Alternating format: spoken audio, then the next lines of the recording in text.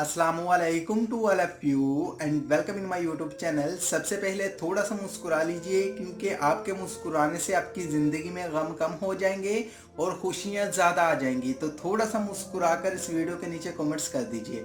तो दोस्तों, आज हम बात करेंगे कि अगर आपको डराने ख्वाब आते हैं, जब आप सोते हैं तो आपको डराने डराने ख्वाब आते हैं और इसकी वजह से आप परेशान रहते हैं, आप ठीक से सो नहीं पाते, ये क्यों आते हैं और इनको कैसे रोकना है, आज की इस वीडियो में हम लोग इसी के बारे में बात करेंगे। तो आपने इस वीडियो को एंड तक देखना है। दोस्तों, सबसे पहले मेरी एक बात याद रख ले कि आप दिन में जो भी काम करते हैं ना, जो भी नेगेटिव काम करते हैं, और जब आप अपने बिस्तर पर जाकर लेटते हैं ना, तो आपको वही काम आपके जहन में आ रहे होते हैं कि आज मैंने ये किया, मैंने वो किया, मैंने फलां को तंग किया, मैंने फलां के साथ ये किया।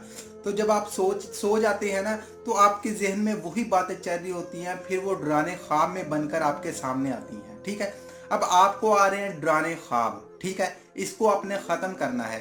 तो मैं आपको कोई ऐसी टिप्स वगैरह नहीं देने वाला, मैं आपको कुरान पाक से ही कुछ अल्फाज बताने वाला हूँ। इनको आपने पढ़ना है और यकीन करें, आपको जो भी डराने ख्वाब आते हैं ये ख़त्म हो जाएंगे और आप अपनी नींद सुकून से पूरी कर पाएंगे। और आपको पता है नींद को पूरा करना कितना ज़रूरी है। ठीक है, अब आपने इस वीडियो को एंड तक देखना है। तो दोस्तों, ये जो मैं आपको बताने वाला हूँ, ये मैं अपने से नहीं बोल रहा, ये मेरी जो माँ थी वो मुझे बताया करती थी। जब मैं भी छोटा था, मुझे डराने ख्वाब आते थे, तो मेरी अम्मी ने मुझे सबक बताया था, तो वो मैं पढ़ता था। तो यकीन करें, मुझे कोई डराना ख्वाब नहीं आता था। सबसे पहले आपने क्या करना है, आपने नमाज पढ़ना स्टार्ट कर देनी है। 5 वक्त की नमाज पढ़नी है, सुबह कुरान पाक की आपने तिलावत भी करनी है।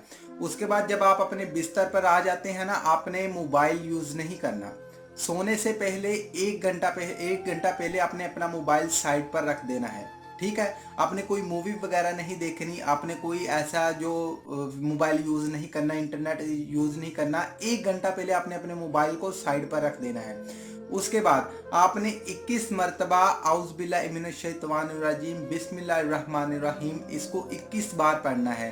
और दूसरी चीज़, आपने दोस्तों 21 मरतबा दुरूद पाक पढ़ना है। दुरूद पाक पढ़ने के बाद उसके बाद आपने अल्लाह से दुआ करनी है। दुआ ये करनी है कि अल्लाह पाक, हमारे पूरे दिन में हमसे जो भी गुनाह हुए हों, हमारी वजह से किसी का दिल दुखा हो, किसी की दिल आज़ारी हुई हो, तो हमें माफ़ कर देना। ठीक है, ये दुआ मांगनी है और आपने सो जाना है। इससे आपको ये फ़ायदा होगा दोस्तों, आपके दिन के जितने भी गुनाह होंगे वो माफ़ हो जाएंगे। और जब आप 21 मरतबा बिस्मिल्लाहिर्रहमानिर्रहीम पढ़ेंगे, 21 मरतबा आप दुरूद शरीफ पढ़ेंगे, तो अल्लाह पाक पता नहीं कितने फरिश्ते आपके इर्द गिर्द खड़े कर देता है, जो आपके लिए सारी रात इबादत करते हैं। आपको सवाब भी मिलेगा, आपके सारे गुनाह भी माफ़ हो जाएंगे।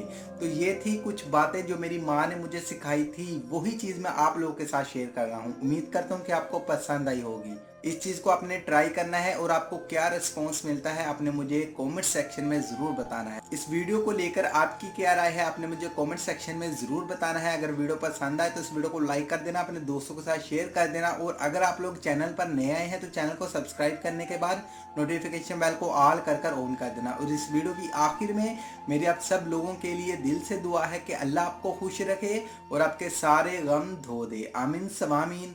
अल्लाह हाफिज़।